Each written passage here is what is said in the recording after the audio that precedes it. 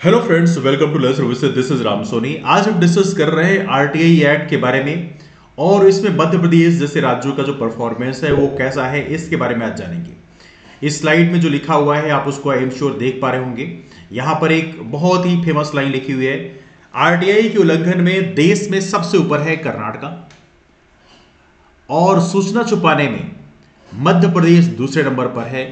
अब देखिए यहां पर एक बड़ी समस्या है कि आरटीआई, देखिए आरटीआई क्यों जरूरी है।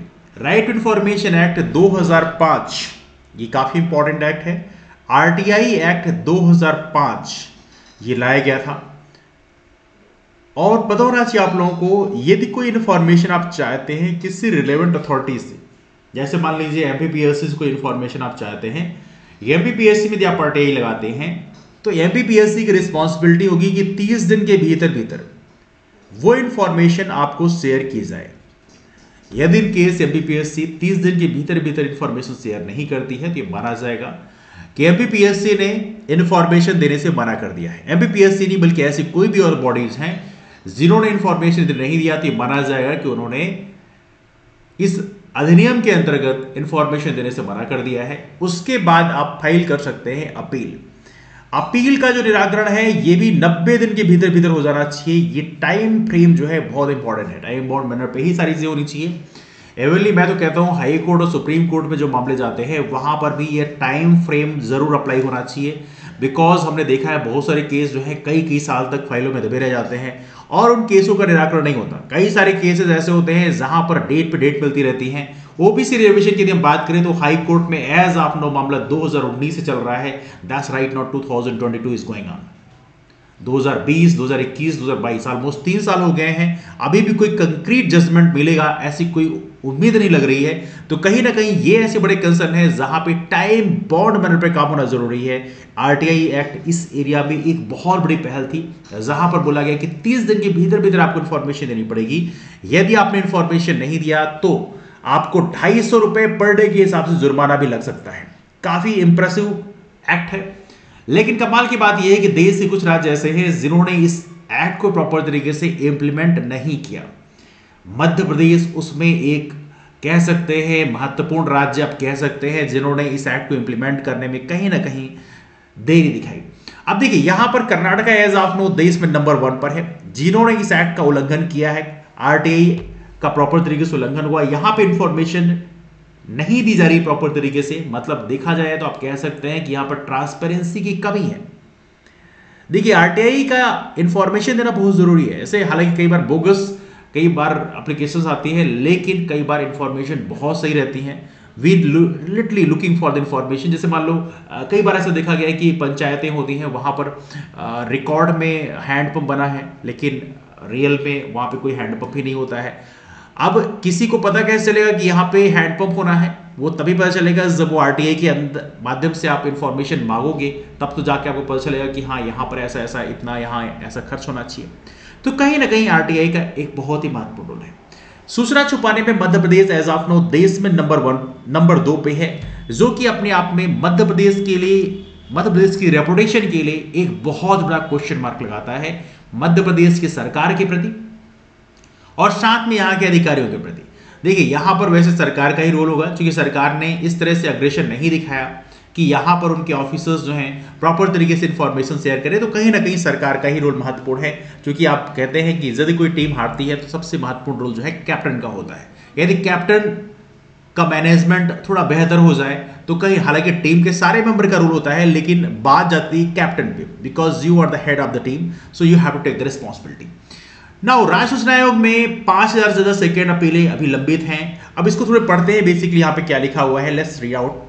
सूचना के अधिकार के तहत जनहित से जुड़ी जानकारी देने में जानबूझकर लापरवाही के मामले में मध्य प्रदेश के अफसर कर्नाटक के बाद दूसरे नंबर पर है। बीते एक साल में आरटीआई एक्ट के उल्लंघन पर मध्य प्रदेश के 222 अफसरों पर, लुक एट दिस वन, ये इंफॉर्मेशन आप देखिए बहुत बड़ी इंफॉर्मेशन है। आप देखिए इसमें लिखा है आरटीआई एक्ट के उल्लंघन में मध्य प्रदेश के 222 अफसरों पर 47.5 लाख रुपए की पेनाल्टी राज्य सूचना आयोग ने लगाई है।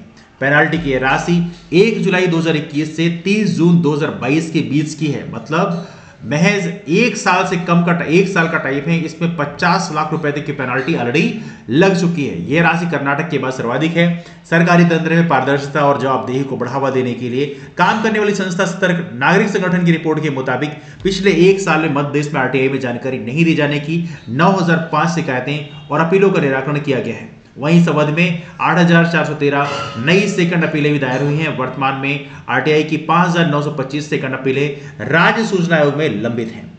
आगे देखते हैं यहां पर, तो ये कुछ महत्वपूर्ण इंफॉर्मेशन है, हालांकि बाकी चीजें ज्यादा रिलेवेंट नहीं है, बाकी तो ये अलग अलग टॉपिक्स है, लेकिन यस ये एक बड़ा समस्या है और इसमें काफी कुछ काम करने की जरूरत है।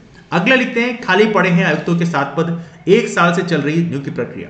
मध्य प्रदेश राज्य सूचना आयोग में मुख्य सूचना आयुक्त के अलावा आयुक्तों के 10 पद हैं, जो कि आपको पता होना चाहिए। As of no RTI act के अंतर्गत एक होता है चीफ इंफॉर्मेशन स्टेट का चीफ इंफॉर्मेशन कमीशन, है ना।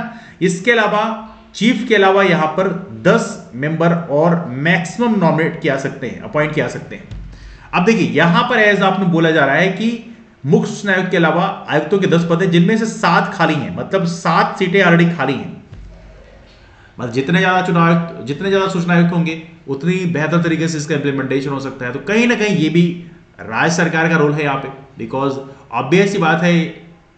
हालांकि आपको पता होना चाहिए जो इंफॉर्मेशन कमिश्नर हैं इनका अपॉइंटमेंट एक सिलेक्शन कमेटी के रिकमेंडेशंस होता है, लेकिन कहीं ना कहीं राज्य सरकार का रोल ही इसमें सबसे ज्यादा है। जो सिलेक्शन कमेटी होती है वो जरूर आपको पता होना चाहिए। सिलेक्शन कमेटी में राज्य का जो इंफॉर्मेशन कमीशन उसका अपॉइंटमेंट के लिए जो सिलेक्शन कमेटी होती है वहां पर कौन कौन होता है? सीएम, यहां पर सिलेक्शन कमेटी के चेयरमैन होते हैं सीएम। इसके अलावा यहां पर लीडर ऑफ अपोजिशन, नेता प्रतिपक्ष विधानसभा के, ये मेंबर होते हैं। इसके अलावा सीएम के द्वारा नॉमिनेट किया गया कोई कैबिनेट मिनिस्टर, ये कुल मिलाकर 3 लोग इस सिलेक्शन कमेटी के मेंबर होते हैं। अब यहां पे आपको समझना है ये जिसको रिकमेंड करते हैं उनका अपॉइंटमेंट गवर्नर के द्वारा किया जाता है ना, और गवर्नर के द्वारा ही शपथ ली जाती है। तो यहां पर आपको समझना है कि इसमें राज्य सरकार ही इसके लिए रिस्पॉन्सिबल है, जिन्होंने बेसिकली सूचना आयुक्त का अपॉइंटमेंट नहीं किया है। अब आगे लिखते हैं, 1 साल से सूचना आयुक्तों की नियुक्ति प्रक्रिया चल रही है। नवंबर 2021 में सामान्य प्रशासन विभाग ने सूचना आयुक्तों की नियुक्ति के लिए आवेदन बुलाए थे। 121 दावेदारों ने आवेदन किए। इनमें रिटायर्ड आईएएस, आईपीएस, कई रिटायर्ड जज से लेकर पत्रकार भी शामिल हैं। लेकिन आवेदन जमा होने से पूरे 1 साल बाद भी कोई नई नियुक्ति नहीं हो सकी है। राज्य सूचना आयोग के अवर सचिव कृष्णकांत खरे का कहना है कि नियुक्ति प्रक्रिया पूरी तरह से जीएडी के अधीन है, इसमें आयोग का कोई दखल नहीं है। वर्तमान में मुख्य सूचना आयुक्त एके शुक्ला के अलावा 3 सूचना आयुक्त विजय मनोहर तिवारी, अरुण कुमार पांडे और राहुल सिंह कार्यरत हैं। तो यहां पर देखा जाए तो बड़ी समस्या है। अपार्ट फ्रॉम दैट यहां पर लिखते हैं 8 महीने लगेंगे मौजूदा अपीलें निराकृत होने में। सतर्क नागरिक संगठन के मुताबिक मध्य प्रदेश में अपीलों के निराकरण की रफ्तार को देखा जाए तो मौजूदा अपीलों के निपटारे में अभी 8 महीने का वक्त लगेगा। नई अपीलों की सुनवाई का नंबर इनके बाद ही आ सकेगा। अब देखिए यहां पर जो रूल है वो ये बोलता है कि 90 दिन के अंदर अपीलों की जो कार्रवाई है वो हो जानी चाहिए, लेकिन यहां पर 8 महीने, सोचिए कितना पेंडिंग टाइम है। एक्ट के जो नियम है उसको तार तार कर दिया गया। तो कहीं ना कहीं that's big concern for Madhya Pradesh government. Madhya Pradesh government की जो रिस्पेक्ट है और अकाउंटेबिलिटी है उसके लिए बहुत ही बड़ा धब्बा है। आगे लिखते हैं, जुर्माने में हरियाणा 3 नंबर पे है। अफसरों पर पेनाल्टी लगाने के मामले में कर्नाटक देश भर में नंबर है। कर्नाटक ने 1265 अफसरों पर 1 करोड़ रुपए की पेनाल्टी 1 साल में लगाई है। हरियाणा 161 अफसरों पर 38.81 लाख के साथ मध्य प्रदेश के बाद 3 नंबर पे। और कमाल की बात यह है 3 राज्य टॉप में है, कर्नाटका, मध्य प्रदेश, हरियाणा। और कमाल की बात है ये तीनों राज्यों में भारतीय जनता पार्टी की सरकार है। And that's the big question mark right now, that's a big challenge for ruling party right now. तो यहां पर अपनी यदि छवि को सही करना है तो कहीं ना कहीं सरकारों को चाहिए कि जो खाली पड़े जो आयुक्तों के पद हैं उसको प्रॉपर तरीके से अपॉइंट करें। अपार्ट फ्रॉम दैट अपने अफसरों को इसके लिए प्रॉपर तरीके से मोटिवेट करें कि इंफॉर्मेशन टाइम बाउंड मैनर पे दिया जाए।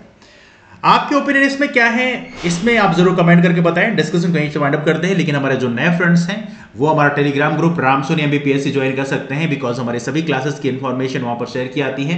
अपार्ट फ्रॉम दैट हमारे बाकी कोर्सेज को ज्वाइन करने के लिए, जैसे एमबीपीएससी का 1 ईयर बैच कोर्स ज्वाइन करने के लिए, एमबीपीएससी मेंस की बैच कोर्स ज्वाइन करने के लिए आप इंक्वायरी कर सकते हैं रामसोनी एमबीपीएससी नाम के टेलीग्राम ग्रुप में। डिस्कशन कहीं से वाइंड अप करते हैं, मुलाकात करते हैं आप उस पर। तब तक के लिए bye, take care, have a wonderful day, keep up forward and take care.